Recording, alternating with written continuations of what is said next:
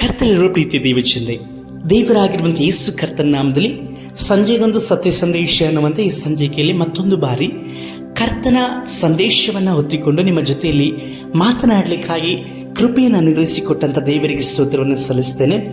ಈ ಸಮಯದಲ್ಲಿ ನಾವು ಸಂದೇಶಕ್ಕೋಸ್ಕರವಾಗಿ ಪ್ರಾರ್ಥನೆಯ ಮುಖಾಂತರವಾಗಿ ಕರ್ತನನ್ನು ಸಮೀಪಿಸೋಣ.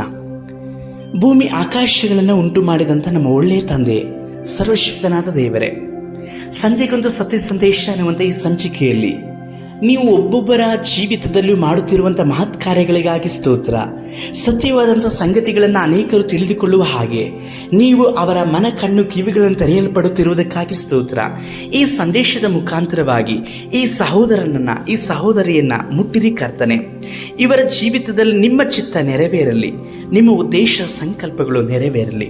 ನಿಮ್ಮ ಕರಗಳಿಗೆ ಸಮರ್ಪಿಸುತ್ತೇವೆ ನಮ್ಮ ರಕ್ಷಕನಾದ ಯೇಸು ಕರ್ತನ ನಾಮದಲ್ಲಿ ತಂದೆಯೇ, ಆಮೇನ್. ಕರ್ತನಲ್ಲಿರುವ ಪ್ರೀತಿ ದೇವಚಂದ್ರೆ, ದೇವರಾಗಿರುವಂಥ ಯೇಸು ಕರ್ತನಲ್ಲಿ ಇರುವಂಥ ನೀವು ಸಂತೋಷವಾಗಿ ಇರಬೇಕೆಂಬುದಾಗಿ ಕರ್ತನು ಬಯಸುವಂಥದ್ದಾಗಿ ಇದೆ. ನಿಮಗಿರುವಂಥ ತಡೆಗಳನ್ನು ಒಡೆಯುವಾತನು ನಿಮ್ಮ ಮುಂದೆ ಇದ್ದಾರೆ. ನೀವು ಕೈ ಬಿಡಲ್ಪಟ್ಟಂಥವರಲ್ಲ, ಎಲ್ಲರಿಂದಲೂ ಸಹ ತಿರಸ್ಕಾರಕ್ಕೆ ಒಳಗಾದಂಥವರು ಸಹ ಅಲ್ಲ.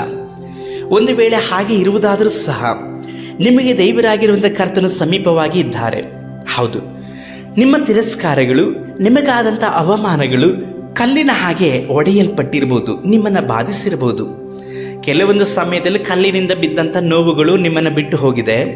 ಆದರೆ ಮತ್ತೆ ಕೆಲವರು ನಿಮ್ಮನ್ನ ಮಾತುಗಳಿಂದಾಗಿ ಅವರು ನಿಮ್ಮ ಜೀವಿತವನ್ನು ಮನನೊಯಿಸಿದ್ರಲ್ವಾ, ನಿಮ್ಮ ಹೃದಯದಲ್ಲಿ ಆಗಿರುವಂತಹ ಎಷ್ಟೋ ಅವರ ಮಾತಿನ ಕಲ್ಲೆಂಬ ಗಾಯಗಳು ಇನ್ನೂ ಸಹ ಮಾಗಿಲ್ಲ. ಅವರ ಮಾತುಗಳು ಕಲ್ಲಿನ ಹಾಗೆ ನಿಮ್ಮ ಹೃದಯಗಳಿಗೆ ಬಡಿಯಲ್ಪಟ್ಟಿದೆ, ನಿಮ್ಮ ಮನವನ್ನು ಕಲಿಸಲ್ಪಟ್ಟಿದೆ, ನಿಮ್ಮ ಜೀವಿತದಲ್ಲಿ ಮನಸ್ಸೋಲುವಿಕೆಯನ್ನು ಉಂಟು ಮಾಡಲ್ಪಟ್ಟಿದೆ. ಮಾತ್ರವಲ್ಲದೆ ಅವರ ವಿಷಯದಲ್ಲಿ ನೀವು ಕೈ ಉಳ್ಳವರಾಗಿ ಇದ್ದೀರಲ್ವಾ. ನೀವು ಬಿದ್ದು ಹೋದಂಥದ್ದು ನೋಡಿ ಅವರು ನಕ್ಕಲ್ಪಟ್ಟರು, ನೀವು ಸೋತಂಥದ್ದಕ್ಕೆ ಅವರು ಸಂತೋಷವುಳ್ಳವರಾಗಿದ್ದರು. ನಿಮ್ಮ ಬೀಳಿಸುವಿಕೆಯೇ ಅವರ ಮನೋಲ್ಲಾಸವಾಗಿತ್ತು. ನೀವು ಸೋತು ಹೋದಂಥದ್ದು ಅವರಿಗೆ ನಿಶ್ಚಯವಾಗಿ ಸಂತೋಷವನ್ನು ಕೊಟ್ಟಿತು. ಆದರೆ ನೀವು ಎಲ್ಲಿಯ ತನಕವಾಗಿ ಕರ್ತನು ಇದೇ ಮಾರ್ಗದಲ್ಲಿ ನಡೆಸ್ತಾರೆ ಎಂಬುದಾಗಿ ಹೇಳಿ ದಿಕ್ಕೆಟ್ಟವರಾಗಿ, ಕಂಗೆಟ್ಟವರಾಗಿ, ಏಕಾಂತವಾಗಿಯೂ ಮತ್ತು ಸಹ ಮುಂದುವರಿದು ಯೋಚನೆ ಮಾಡಿ ಆತ್ಮಹತ್ಯದವರೆಗೆ ಹೋಗಲ್ಪಟ್ರಿ. ಆದರೆ ಪ್ರಿಯ ದೇವರ ಮಗಳೇ, ಇಂದು ಕರ್ತನು ನಿನ್ನ ಜೊತೆಯಲ್ಲಿ ಮಾತನಾಡ್ತಾ ಇದ್ದಾರೆ. ದೇವರಾಗಿರುವಂಥ ಯೇಸು ಕರ್ತನು ನಿಮ್ಮನ್ನು ಸಂಧಿಸುವವರಾಗಿ ಇದ್ದಾರೆ. ಅವರು ನಿಮ್ಮನ್ನು ಸಂತೈಸಿ ಬಲಪಡಿಸಿ ನಿಮ್ಮ ಜೀವಿತದವನ್ನು ಕ್ರಮಪಡಿಸಿ ನಡೆಸುವವರಾಗಿ ಇದ್ದಾರೆ. ನಿಮ್ಮನ್ನು ಉದ್ಧರಿಸಬೇಕೆಂಬುದಾಗಿ ಆಲೋಚಿಸಿಕೊಂಡಿರುವಂತಹ ಕರ್ತನು, ಅವರ ಆಲೋಚನೆಯಲ್ಲಿ ನಿಮ್ಮ ಉದ್ಧಾರವೇ ಆಗಿ ಇರುವುದಾದರೆ ಮನುಷ್ಯರ ಮಾತುಗಳು, ಅವರ ಶಾಪಗಳು ನಿಮ್ಮನ್ನು ಹೇಗೆ ಬೀಳಿಸಲಿಕ್ಕೆ, ಕೊನೆಗಾಣಿಸಲಿಕ್ಕೆ ಸಾಧ್ಯ? ನಿಮ್ಮ ಆದಿ ಅಂತ್ಯಗಳೆಲ್ಲವೂ ಸಹ ಕರ್ತನ ಬರವಣಿಗೆಯಲ್ಲಿ ಇದೆ, ಆತನ ಚಿತ್ತದಲ್ಲಿ ಇದೆ. ಆತನು ನಿಮ್ಮ ವಿಷಯವಾಗಿ ಬರೆಯಲ್ಪಟ್ಟಂಥ ಸಂಗತಿಗಳೆಲ್ಲವೂ ಸಹ ಶುಭವಾದಂಥದ್ದು ವಿನಃ ಅಶುಭವಾದಂಥದ್ದಲ್ಲ. ಈ ಆದಿ ಅಂತ್ಯಗಳ ನಡುವೆ ನಿಮ್ಮ ಜೀವಿತದಲ್ಲಿ ನಡೆಯಲ್ಪಟ್ಟಂಥ ಈ ಎಲ್ಲ ಪರಿಸ್ಥಿತಿಗಳು ಸಹ ನೀವು ಕರ್ತನನ್ನು ಆತುಕೊಳ್ಳಲಿಕ್ಕೂ ಆತನ ಸಮೀಪಕ್ಕೂ ಬರಲಿಕ್ಕೆ ಆಗಿದ್ದ ವಿನಃ ನಿಮ್ಮ ಜೀವನವು ನಾಶಪಡಿಸಲಿಕ್ಕೋಸ್ಕರವಾಗಿ ನಡೆಯಲ್ಪಟ್ಟಂಥದ್ದಲ್ಲ.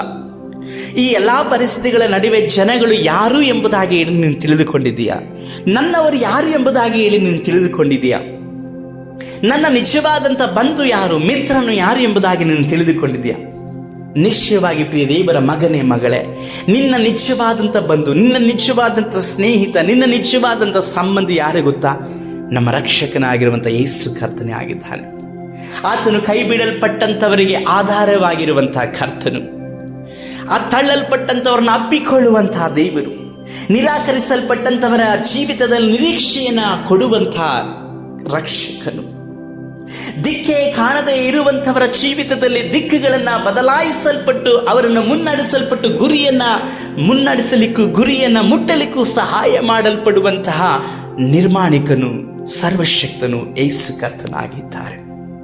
ಯೋಹಾನನು ಬರೆದ ಸುವಾರ್ತೆ ಪುಸ್ತಕ 8ನೇ ಅಧ್ಯಾಯದಲ್ಲಿ 5ನೇ ವಚನವನ್ನು ಓದಿಕೊಳ್ಳುವಾಗ ಕರ್ತನಾಗಿರುವಂಥ ಯೇಸು ಕ್ರಿಸ್ತನ ಮುಂದೆ ಒಬ್ಬ ಸ್ತ್ರೀಯನ್ನು ಕರೆದುಕೊಂಡು ಬಂದು ಅಲ್ಲಿ ಫರಿಸಾಯರು ಇನ್ನು ಇತರರು ಯೇಸುವಿನ ಬಳಿಯಲ್ಲಿ ಹೇಳ್ತಾ ಇದ್ದಾರೆ.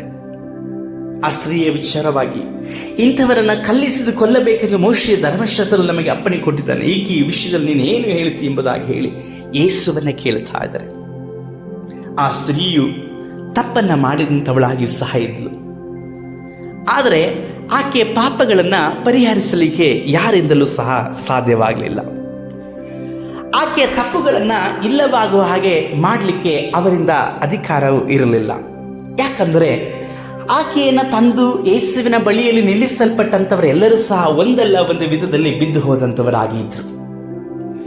ಬದಲಾಗಿ ಎಲ್ಲರೂ ಸಹ ಕಲ್ಲನ್ನು ತೆಗೆದುಕೊಂಡು ಆಕೆಯನ್ನು ಹೊಡೆಯಲಿಕ್ಕೂ, ಯೇಸು ಕರ್ತನನ್ನು ಕೂಡ ಆಕೆಯನ್ನ ಯೇಸು ಕರ್ತನ ಬಳಿಯಲ್ಲಿ ನಿಲ್ಲಿಸಿ ಯೇಸು ಕರ್ತನ ಅಪ್ಪಣೆಯನ್ನ ಕೇಳ್ತಾ ಇದ್ದಾರೆ.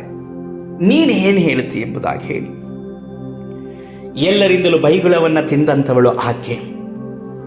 ಕಲ್ಲಿಗಿಂತಲೂ ಸಹ ಅವರ ಮಾತಿನ ಏಟುಗಳು ಆಕೆಯ ಮನವನ್ನ ಕಲಕಿತು.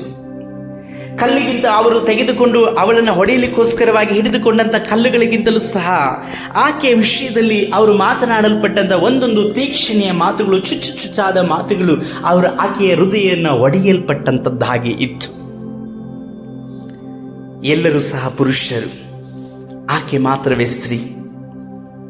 ಅಸಹಾಯಕತೆ ಆಕೆಯ ಕಣ್ಣುಗಳಲ್ಲಿದೆ. ಕಂಬನಿಗಳು ಆಕೆಯ ಕಣ್ಣುಗಳಲ್ಲಿ ಜಿನುಗುತ್ತಾ ಇದೆ. ಆಕೆಯ ಹೃದಯ ಒಡೆಯಲ್ಪಟ್ಟಂಥ ಸ್ಥಿತಿಯಲ್ಲಿದೆ. ಯಾರಿಗೂ ಬೇಡವಾದಂಥವಳು ಆಕೆ. ಎಲ್ಲರಿಂದಲೂ ತಿರಸ್ಕರಿಸಲ್ಪಟ್ಟಂಥವಳು ಆಕೆ. ಜೀವನೋಪಾಯಕ್ಕೋಸ್ಕರವಾಗಿ ತಪ್ಪಾದಂಥ ಮಾರ್ಗವನ್ನು ಹಿಡಿಯಲ್ಪಟ್ಟರೂ ಸಹ ಆ ಮಾರ್ಗವನ್ನು ಸಹ ಬಿಡಿಸಲಿಕ್ಕಾಗಿ ಆ ಜನಗಳು ಆಕೆನ ತಂದಿಟ್ಟು ಆಕೆಯ ಜೀವಿತವನ್ನೇ ಮುಗಿಸಬೇಕೆಂಬುದಾದಂಥ ಆಲೋಚನೆಯಲ್ಲಿ ಇದ್ದರು. ಇಂದು ಪ್ರೀತಿಯ ದೇವ ಮಗನೇ, ಮಗಳೇ, ನಿಮ್ಮ ಜೀವಿತದಲ್ಲೂ ಸಹ ಈ ಒಂದು ವಿಧವಾದಂಥ ಮಾರ್ಗದಲ್ಲಿ ನೀವು ನಡೀತಾ ಇರ್ಬೋದು. ನಿಮ್ಮ ಅಸಹಾಯಕತೆ, ನಿಮ್ಮ ನೋವುಗಳು, ನಿಮ್ಮ ಬಲಹೀನತೆ, ನಿಮ್ಮ ಬೀಳುವಿಕೆ ಮತ್ತೊಬ್ಬರ ಹಾಸ್ಯಾಸ್ಪದಕ್ಕೂ, ಮತ್ತೊಬ್ಬರು ನಿಮ್ಮನ್ನ ಅವಮಾನಿಸಲಿಕ್ಕೂ, ನಿಂದಿಸಲಿಕ್ಕೂ ನೀವು ಅಸ್ತ್ರವಾಗಿ ಇಟ್ಟುಕೊಂಡಿರಬಹುದು. ಪ್ರಿಯರೇ, ನಿಮಗೆ ಯೇಸು ಕರ್ತನು ಇವತ್ತು ನಿರೀಕ್ಷೆಯನ್ನು ಕೊಡುವವರಾಗಿದ್ದಾರೆ. ಎಲ್ಲರೂ ಕೈ ಬಿಡಲ್ಪಟ್ಟರು ಸಹ ಬಿಡದೇ ಇರುವ ಆತನು ಯೇಸು ಕರ್ತನು ನಿಮ್ಮ ಪಕ್ಷ ಇದ್ದಾರೆ. ಯೇಸು ಕರ್ತನು ಆಕೆಯ ವಿಷಯದಲ್ಲಿ ಅವರಿಗೆ ಹೇಳುವಂತಹ ಮಾತು, ನಿಮ್ಮಲ್ಲಿ ಯಾರು ತಪ್ಪನ್ನು ಮಾಡಿಲ್ವೋ, ಯಾರು ಪಾಪವನ್ನು ಮಾಡಿಲ್ವೋ ಅವರು ಈಕೆಯ ಮೇಲೆ ಕಲ್ಲನ್ನು ಎಸಿರಿ ಎಂಬುದಾಗಿ ಹೇಳಲ್ಪಟ್ಟರು. ಆಕೆಯ ಮೇಲೆ ದೂಷಣೆಗಳ ಮಾತುಗಳನ್ನು ಆಡಲ್ಪಟ್ಟಂಥವರು, ಆಕೆ ನಿಂದಿಸಲ್ಪಟ್ಟಂಥವರು, ಅವಮಾನ ಪಡಿಸಲ್ಪಟ್ಟವರು, ಚುಚ್ಚು ಮಾತುಗಳಿಂದ ಮನನೊಯಿಸಲ್ಪಟ್ಟು ಯೇಸು ಕರ್ತನ ಬಳಿಯಲ್ಲಿ ಆಕೆಯನ್ನು ತೆಗೆದುಕೊಂಡು ಬಂದು ನಿಲ್ಲಿಸಲ್ಪಟ್ಟಂಥವರು, ಕಲ್ಲುಗಳೊಡನೆ ಬಂದಂಥವರು ಆ ಕಲ್ಲುಗಳನ್ನು ಅಲ್ಲೇ ಬಿಟ್ಟು ತಮ್ಮ ಪಾಡಿಗೆ ತಾವು ಹೋಗಿಬಿಟ್ಟರು. ಯೇಸು ಕರ್ತರು ಹೇಳ್ತಾರೆ, ಅಮ್ಮ, ಯಾರು ಸಹ ನಿನಗೆ ಕಲ್ಲನ್ನು ಹೊಡೆಯಲಿಲ್ವಾ? ಯಾರು ಸಹ ನಿನಗೆ ಕಲ್ಲನ್ನು ಹೊಡೆಯಲ್ಲ, ನಾನು ಸಹ ನಿನಗೆ ಹೊಡೆಯೋದಿಲ್ಲ. ಆದರೆ ತಿರುಗಿ ಪಾಪವನ್ನು ಮಾಡಬೇಡ ಎಂಬುದಾಗಿ ಹೇಳಲ್ಪಟ್ಟರು. ಪ್ರಿಯರೇ, ಎಲ್ಲರೂ ನಿಮ್ಮನ್ನ ಈಗಾಗಲೇ ಮಾತುಗಳಿಂದ ನಿಮ್ಮನ್ನು ಹೊಡೆದಿರಬಹುದು. ನಿಮ್ಮ ಕುಟುಂಬಗಳನ್ನು ಛಿದ್ರ ಮಾಡಲಿಕ್ಕಾಗಿ ಪ್ರಯತ್ನಿಸಿರಬಹುದು. ನಿಮ್ಮ ಜೀವನವನ್ನೇ ಮುಕ್ತಾಯ ಮಾಡಲಿಕ್ಕಾಗಿ ಪ್ರಯತ್ನಿಸಿರಬಹುದು. ನೀವಿರುವಂಥ ಸ್ಥಳದಿಂದಲೇ ಈಗ ಹೊರಟು ಹೋಗಬೇಕೆಂಬುದಾದಂಥ ಆಲೋಚನೆಯಲ್ಲಿ ನೀವಿರಬಹುದು. ಆದರೆ ದೇವರಾಗಿರುವಂಥ ಯೇಸು ಕರ್ತನ ಈ ಸಂಜೆಯ ವೇಳೆಯಲ್ಲಿ ನಿಮ್ಮ ಕೂಡ ಮಾತನಾಡ್ತಾ ಇದ್ದಾರೆ. ಪ್ರಿಯ ದೇವರ ಮಗನೇ, ಮಗಳೇ, ಸಂಶಯ ಬೇಡ, ಕರ್ತನ ಮೇಲೆ ನಂಬಿಕೆ ಇಡು.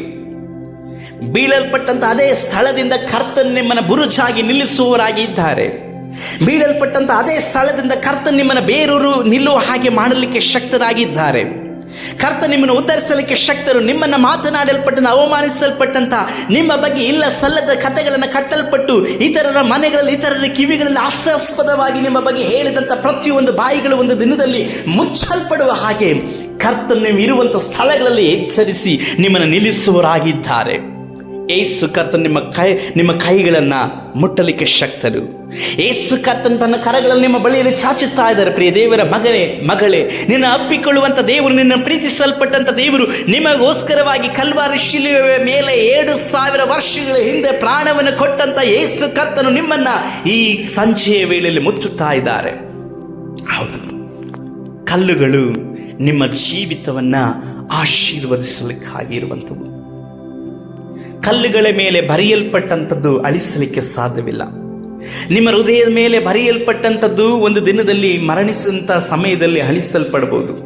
ಆದರೆ ನಿಮ್ಮ ವಿಷಯದಲ್ಲಿ, ನಿಮ್ಮ ಜೀವಿತದ ವಿಷಯದಲ್ಲಿ ನಡೆಯಲ್ಪಟ್ಟಂಥ ಎಷ್ಟೋ ಕಲ್ಲುಗಳ ಮೇಲೆ ಬರವಣಿಗೆ ಆಗಿರುವಂಥ ಕಲ್ಲುಗಳು ಅದು ಮಾಸು ಹೋಗುವಂಥದ್ದಲ್ಲ, ಮರೆಯಲ್ಪಡುವಂಥದ್ದಲ್ಲ. ಕಲ್ಲಿನ ಹಾಗೆ ನಿಮ್ಮನ್ನು ಬಾಧಿಸಲ್ಪಟ್ಟಂಥವರ ಪ್ರತಿಯೊಂದು ಬಾಧೆಗಳಿಗೆ ನೀವು ಮೈಯೊಡ್ಡಿ ಹೃದಯವನ್ನು ಕೊಟ್ಟು ಗಾಯಗೊಂಡಿರುವಂಥ ಪ್ರಿಯ ದೇವರ ಮಗನೇ, ಮಗಳೇ, ಕರ್ತನಿಗೆ ಈ ದಿವಸದಲ್ಲಿ ಸಂಜೆ ವೇಳೆಯಲ್ಲಿ ನಿರೀಕ್ಷೆಯನ್ನು ಹುಟ್ಟಿಸುವವರಾಗಿದ್ದಾರೆ. ಆ ಕಲ್ಲುಗಳನ್ನು ಶೇಖರಿಸಿಕೊ, ಆ ಕಲ್ಲುಗಳ ಮಾತುಗಳನ್ನು ಶೇಖರಣೆ ಮಾಡಿಕೊ, ಅವುಗಳೆಲ್ಲವನ್ನು ಇಟ್ಟುಕೋ, ನಿನ್ನ ಬುದ್ಧಿಯಲ್ಲಿ ಸಂಗ್ರಹಿಸಿಕೊಂಡು. ಆದರೆ ಅವರನ್ನು ಮನ್ನಿಸು, ಕ್ಷಮಿಸು, ಅವರಿಗಾಗಿ ಪ್ರಾರ್ಥಿಸು. ಅವರ ಮುಂದೆ ಕರ್ತನಿಗಾಗಿ ಸಾಕ್ಷಿಯಾಗಿ ನಿಲ್ಲುವಾಗಿ ನಿನ್ನನ್ನು ಒಪ್ಪಿಸಿಕೊಡುವುದಾದರೆ ಯೇಸು ಕರ್ತ ನಿಮ್ಮನ್ನು ಉದ್ಧರಿಸಿ ನಡೆಸುವವರಾಗಿದ್ದಾರೆ. ಆದಿಕಾಂಡ ಪುಸ್ತಕದಲ್ಲಿ 28ನೇ ಅಧ್ಯಾಯ 11ನೇ ವಚನ ಹೀಗೆ ಹೇಳಲ್ಪಡುತ್ತದೆ. ಅವನು ಹೋಗುತ್ತಿರುವ ಒಂದು ಸ್ಥಳಕ್ಕೆ ಸೇರಿದಾಗ ಹೊತ್ತು ಮುಳುಗಿದ್ದರಿಂದ ಆ ರಾತ್ರಿ ಅಲ್ಲಿಯೇ ಇಳಿದುಕೊಂಡನು.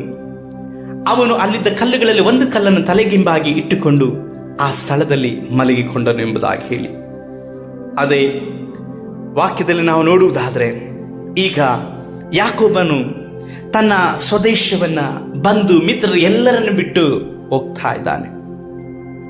ಒಂದು ರಾತ್ರಿಯ ಸಮಯದಲ್ಲಿ ಅವನ ಬಳಿಯಲ್ಲಿ ಯಾರೂ ಇಲ್ಲ. ತನ್ನನ್ನು ಪ್ರೀತಿಸಲ್ಪಟ್ಟ ತಾಯಿಯೋ ಆತನ ಜೊತೆಯಲ್ಲಿ ಇಲ್ಲ, ತಂದೆಯೋ ಆತನ ಜೊತೆಯಲ್ಲಿ ಇಲ್ಲ. ಮಾವನ ಮನೆಗೆ ಅವನು ಹೋಗ್ತಾ ಇದ್ದಾನೆ. ಮಾರ್ಗ ಮಧ್ಯದಲ್ಲಿ ಯಾರು ಸಹ ಅವನ ಜೊತೆಯಲ್ಲಿಲ್ಲ, ಕತ್ತಲೆ ಆಗಿದೆ. ಅಡವಿಯ ನಡುವೆಯಲ್ಲಿ ಅವನು ಮಲಗಿಕೊಳ್ಳಲಿಕ್ಕಾಗಿ ಹೋಗ್ತಾ ಇದ್ದಾನೆ. ಮಲಗಿಕೊಳ್ಳುವಂಥ ಸಮಯದಲ್ಲಿ ಅವನು ಒರಗಿಕೊಳ್ಳಲಿಕ್ಕಾಗಿ ತಲೆಗೆ ಇಟ್ಟುಕೊಳ್ಳಲಿಕ್ಕೋಸ್ಕರವಾಗಿ ಆರಿಸಿಕೊಂಡಂಥದ್ದು ಏನನ್ನು ಗೊತ್ತಾ? ಒಂದು ಕಾಡುಗಲ್ಲನ್ನು ಆರಿಸಿ ತೆಗೆದುಕೊಳ್ಳುತ್ತಾ ಇದ್ದಾನೆ. ಆ ಕಾಡುಗಳನ್ನು ಆರಿಸಿ ತೆಗೆದುಕೊಂಡು ಅವನು ತಲೆಯ ಕೆಳಗಡೆ ಇಟ್ಟುಕೊಂಡು ಮಲಗಿಕೊಳ್ಳುತ್ತಾ ಇದ್ದಾನೆ. ನಂತರದಲ್ಲಿ ಕರ್ತನು ಅವನಿಗೆ ದರ್ಶನವನ್ನು ಕೊಡಲ್ಪಡ್ತಾರೆ. ಆತನು ಎದ್ದು ನಿಜವಾಗಿಯೂ ಸಹ ದೇವರು ಇಲ್ಲಿ ಈ ಸ್ಥಳದಲ್ಲಿ ಇದ್ದಾನೆ ಎಂಬುದಾಗಿ ಹೇಳಿ ಆ ಕಲ್ಲನ್ನು ಅಲ್ಲಿ ಇಟ್ಟು ಎಣ್ಣೆಯನ್ನು ಹೊಯ್ದು ಅವನು ಕರ್ತನ ಜೊತೆಯಲ್ಲಿ ಒಡಂಬಡಿಕೆಯನ್ನು ಮಾಡಿಕೊಳ್ಳುತ್ತಾನೆ.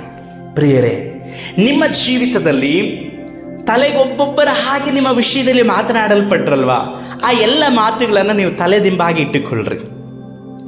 ನಿಮ್ಮ ತಲೆಯನ್ನು ಉರುಳಿಸಲಿಕ್ಕೋಸ್ಕರವಾಗಿ ಒಬ್ಬೊಬ್ಬರು ತಲೆಗೊಂದೊಂದರ ಹಾಗೆ ಮಾತನಾಡಿದ್ರಲ್ವಾ, ಆ ಮಾತುಗಳೆಲ್ಲವನ್ನ ತಲೆದಿಂಬಾಗಿ ಇಟ್ಟುಕೊಳ್ಳ್ರಿ. ಒಂದು ದಿನ ಬರ್ತದೆ ಪ್ರಿಯ ದೇವರ ಮಗನೇ, ಮಗಳೇ, ಆ ಮಾತುಗಳು ಅವರಿಗೆ ರಿಪೀಟ್ ಆಗಿರಲ್ಪಡ್ತದೆ. ಆ ಮಾತುಗಳು ಅವರಿಗೆ ಹಿಂತಿರುಗಲ್ಪಡುತ್ತದೆ.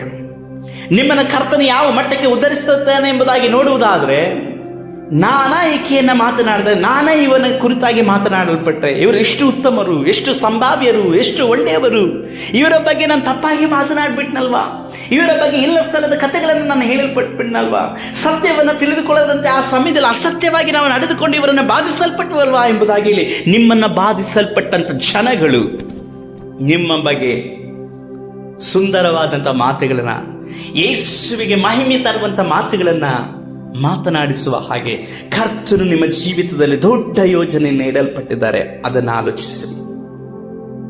ಆದಿಕಾಂಡ 31ನೇ ಅಧ್ಯಾಯ 46ನೇ ವಚನದಲ್ಲಿ ಹೀಗೆ ಹೇಳಲ್ಪಡ್ತದೆ, ಯಾಕೋಬನು ತನ್ನ ಕಡೆಯವರಿಗೆ ಕಲ್ಲುಗಳನ್ನು ಕೂಡಿಸಿರಿ ಎಂದು ಹೇಳಲು ಅವರು ಕಲ್ಲುಗಳನ್ನು ಕೂಡಿಸಿ ಕುಪ್ಪಿಯನ್ನು ಮಾಡಿದಾಗ ಅವರೆಲ್ಲರೂ ಆ ಕುಪ್ಪಿಯ ಬಳಿಯಲ್ಲಿ ಸಹಭೋಜನವನ್ನು ಮಾಡಿದರೆಂಬುದಾಗಿ ಹೇಳಲ್ಪಡ್ತದೆ. ಯಾಕೋಬನನ್ನ ಸ್ವಂತ ಮಾವನು ಸುಮಾರು 20 ವರ್ಷ ಬಾಧಿಸಲ್ಪಟ್ಟನು. 20 ವರ್ಷ. ಈಗ ಅವನು ಆಶೀರ್ವಾದವನ್ನು ಹೊಂದಿಕೊಂಡು ತನ್ನ ತಂದೆಯ ಮನೆಗೆ ಹಿಂತಿರುಗಲಿಕ್ಕಾಗಿ ಹೋಗ್ತಾ ಇದ್ದಾನೆ. 2 ದೊಡ್ಡ ಪಾಳೆಗಳಿಗೆ ಒಡೆಯನು ಆತ. ಆದರೂ ಸಹ ಅವನಲ್ಲಿ ಭಯ ಇದೆ, ಕಳವಳ ಇದೆ, ಎಲ್ಲವೂ ಸಹ ಇದೆ. ಮಾರ್ಗ ಮಧ್ಯದಲ್ಲಿ ಅವನ ಮಾವ ಯಾಕೋಬನನ್ನೇ ಹಿಂದಟ್ಟಿ ಬರ್ತಾ ಇದ್ದಾನೆ. ಬರುವಂಥ ಸಮಯದಲ್ಲಿ ಯಾಕೋಬನ ವಿಷಯದಲ್ಲಿ ಕಳ್ಳತನದ ಆರೋಪವನ್ನು ಮಾಡ್ದ. ಆದರೆ ಯಾಕೋಬನು ಕಳ್ಳನಲ್ಲ. ನಂತರದಲ್ಲಿ ಯಾಕೋಬನು ನಾನು ಏನನ್ನು ಕದ್ದಿಲ್ಲ ಎಂಬುದಾಗಿ ಎಲ್ಲವನ್ನ ಅವನು ನೋಡ್ಲಿಕ್ಕಾಗಿ ಪರೀಕ್ಷಿಸಲಿಕ್ಕಾಗಿ ಅಪ್ಪಣೆಯನ್ನು ಕೊಡ್ತಾನೆ. ನಂತರದಲ್ಲಿ ಸರಿ, ಇವನೇನು ಸಹ ಕದ್ದುಕೊಂಡು ಬಂದಿಲ್ಲ. ಆನಂತರದಲ್ಲಿ ಈಗ ಯಾಕೋಬನನ್ನು ಬಿಟ್ಟು ತನ್ನ ಮಾವನಾದಂತಹ ಲಾಬಾನನ್ನು ಹೋಗಬೇಕು. ಆಗ ಯಾಕೋಬನು ಮತ್ತು ಲಾಬಾನನು ಇಬ್ಬರು ಒಡಂಬಡಿಕೆಯನ್ನು ಮಾಡಿಕೊಳ್ತಾ ಇದ್ದಾರೆ. ಒಡಂಬಡಿಕೆಯನ್ನು ಮಾಡಿಕೊಳ್ಳುವಾಗ ಕಲ್ಲುಗಳ ಗುಂಪನ್ನ, ಒಂದು ದೊಡ್ಡ ಕುಪ್ಪೆಯನ್ನ ಹಾಕ್ತಾ ಇದ್ದಾರೆ. ಇದರ ಅರ್ಥ ಪ್ರಿಯ ದೇವರ ಮಕ್ಕಳೇ, ಈ 20 ವರ್ಷಗಳಿಂದಲೂ ಸಹ ಯಾಕೋಬನು ಅನುಭವಿಸಲ್ಪಟ್ಟಂಥ ನೋವು, ವೇದನೆಗಳು, ಇಕ್ಕಟ್ಟು, ಇದೆಲ್ಲದಕ್ಕೂ ಸಹ ಕರ್ತನು ಮಾಡಲ್ಪಟ್ಟಂತಹ ಆಶೀರ್ವಾದದ ಗುರುತು ಆ ಕಲ್ಲುಗಳ ಕುಪ್ಪೆ ಆಗಿತ್ತು. ಇಂದು ಜನಗಳು ಬಾಯಿಂದ ಇತರರು ಮಾತನಾಡಿ ಅಂತಹ ಮಾತುಗಳು ಕಲ್ಲುಗಳ ಹಾಗೆ ಒಂದು ದೊಡ್ಡ ಕುಪ್ಪೆಯಾಗಿ ನಿಮ್ಮ ಜೀವಿತದಲ್ಲಿ ಬೆಳೆದಿರ್ಬೋದು.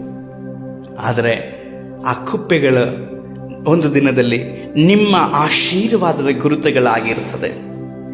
ನಿಮ್ಮ ವಿಷಯದಲ್ಲಿ ಮಾತನಾಡಿದಂಥ ಒಂದೊಂದು ಕಲ್ಲಿನಂತಹ ವೇದನೆ ಕೊಡುವಂತಹ ಮಾತುಗಳು ಒಂದು ದಿನದಲ್ಲಿ ಪ್ರಿಯ ದೇವರ ಮಗನೇ ಮಗಳೇ ಅದು ನಿಮಗೆ ಸಂತೋಷವನ್ನು ಕೊಡುವಂಥದ್ದಾಗಿದೆ. ಹಾಗಾಗಿ ಜನಗಳ ಮಾತುಗಳು, ಆ ಮಾತುಗಳಿಂದ ಆದಂಥ ವೇದನೆಗಳ ನಿಮಿತ್ತವಾಗಿ ಭಯ ಪಡಬೇಡ್ರಿ. ಅದ್ಯಾವುದು ಸಹ ನಿಮ್ಮನ್ನು, ನಿಮ್ಮ ಕುಟುಂಬವನ್ನು, ನಿಮ್ಮ ಜೀವಿತವನ್ನು ನಾಶಪಡಿಸಲಿಕ್ಕೆ ಸಾಧ್ಯವಿಲ್ಲ. ಅವರು ಮಾತನಾಡುವಂಥ ಮಾತುಗಳು ಕಲ್ಲಿನ ಹಾಗೆ ನಿಮ್ಮನ್ನು ಬಾಧಿಸಿದೆಯಾ? ಹೌದು. ಆ ಕಲ್ಲುಗಳನ್ನು ಇಟ್ಟುಕೊಳ್ಳ್ರಿ. ಆ ಮಾತುಗಳನ್ನು ಶೇಖರಣೆ ಮಾಡಿ ಇಟ್ಟುಕೊಳ್ಳ್ರಿ.